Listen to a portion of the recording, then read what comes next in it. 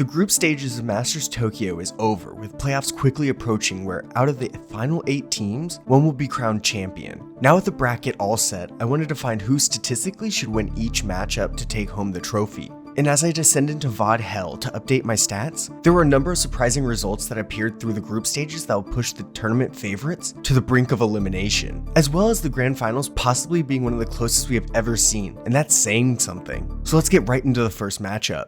We start off with a rematch of the Pacific League Grand Finals between PaperX and DRX, which really comes down to one thing in this matchup: if something will be able to play. Without him in the lineup, they lost to both Team Secret and Cloud9, but once something entered the lineup, they've almost been undefeated, which is due to the space that something gave the team, as he tallied 85 to 55 first kills to deaths at 60.7%, which no other player on PaperX can do. As they have the last opener in the playoffs, this gives something more time to get to Tokyo. For DRX, they're barely able to make it to playoffs after losing to EG and being taken to Game 3 by Foot. This is mainly due to their continued issues with roles, and who should start between Foxy9 and Zest. In the deciding match between them and Foot, they seem to finally be able to commit to Zest, who played Smokes and Initiator, and gave the team a more balanced plan of attack. By Buzz playing Entry, they were able to improve their first kills, as well as their defensive side win rate, which Foxy9 wasn't as good on. So between these two teams, PaperX will take it, as his team has a more complete statistical package compared to DRX, which still doesn't look fully complete. So I have PaperX moving on here. Now onto a very interesting rematch between NRG and fnatic. When looking at how close both matches were, for NRG against T1 and Na'Vi going to map 3s, it's hard to be confident against the near perfect fnatic team, who has only lost one match in 2023 so far. Of course, NRG did put up impressive stats in group stages, but comparing NRG's stats to fnatic's shows the difference between the two teams. In the end, I have the match going to map 3, with fnatic just etching out NRG.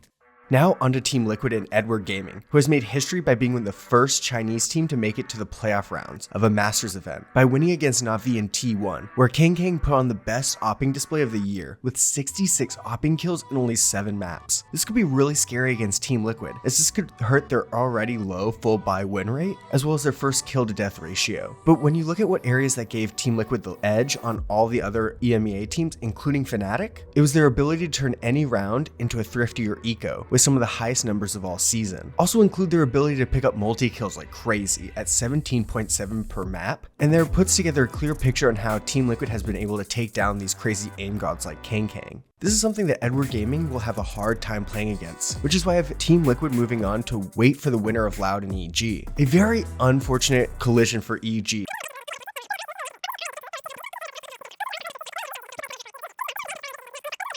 Unfortunately, that won't matter, as Loud will move on.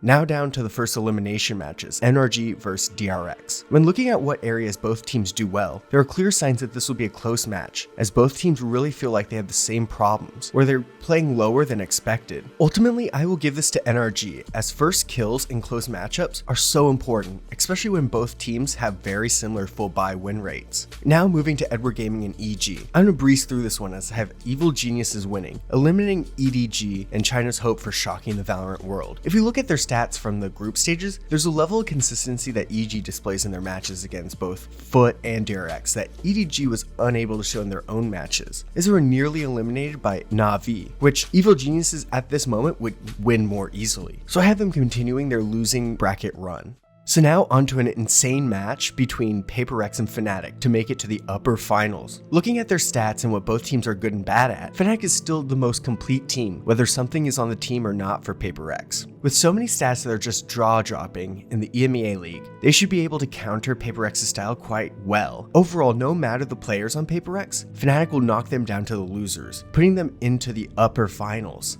Now to the matchup that shows which region is more powerful, EMEA's league winners Team Liquid or America's champion Loud. Comparing the stats to each other, it's pretty hard to find which team has the edge, as they both feel pretty similar, but in this match, I give it to Team Liquid, sending Loud to the losers bracket, which sets up for this absurd elimination match between Loud and NRG, rekindling the greatest rivalry ever. Looking at the stats in their head-to-head, Loud has been able to take a little lead in a handful of important categories, as well as in their last matchup, Loud easily swept NRG. It will be the same in this one, putting the all-time record between these cores at 6-4 in Loud's favor, eliminating NRG in the process. Now onto two of the hottest duelists right now, in Paper X's Something and EG's Demon 1. I believe whoever can entry better for their teams will be the difference maker. So comparing the two players over their last 5 matches, it's pretty clear that Demon 1 edges out Something in a few of the key stats that make the difference for their teams. So EG continues their dark horse run. In the upper finals, we head into a rematch of the EMEA League's grand finals. And since we have seen these two teams face off a number of times already, and would have had already an insane amount of footage on each other, strats at this point in the tournament will go out the window. This is where Fnatic's pedigree comes out, as Fnatic has the more complete roster compared to Team Liquid, as well as a more complete stat profile with almost no real weak spots. The same can't be said for Team Liquid, as they have some glaring problems that will bite them in this critical match. Fnatic will make it to yet another grand finals, putting them one step away from creating the first dynasty of Valorant franchise era. So now we look down toward the elimination matches to see who will make it out of this deadly group to reach Fnatic. First, Loud vs EG.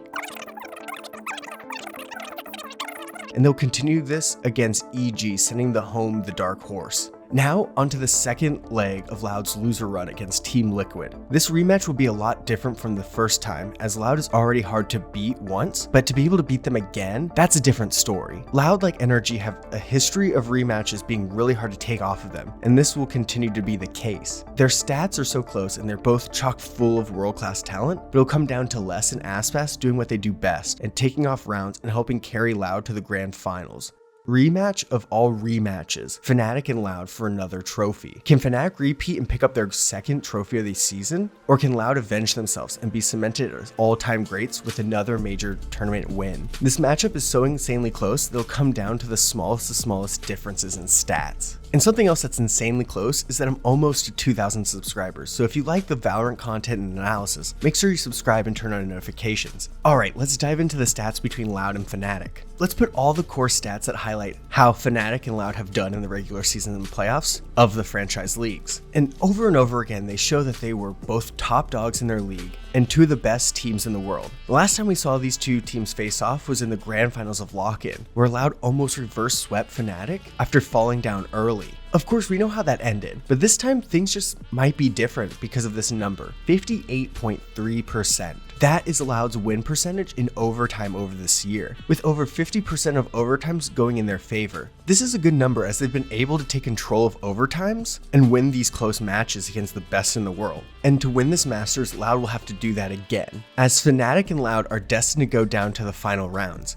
Against most teams, 58.3% win rate in overtime is enough, but this is Fnatic. 80% with only one singular loss against Team Liquid in the grand finals, where Team Liquid was just playing out of their mind on Ascent. Overall, the overwhelming level of stats that Fnatic has on Loud, as well as a very impressive map pool that works in their advantage against Loud, puts them as the champions of Masters Tokyo, winning in overtime in map 5 yet again to clinch their second trophy in a row.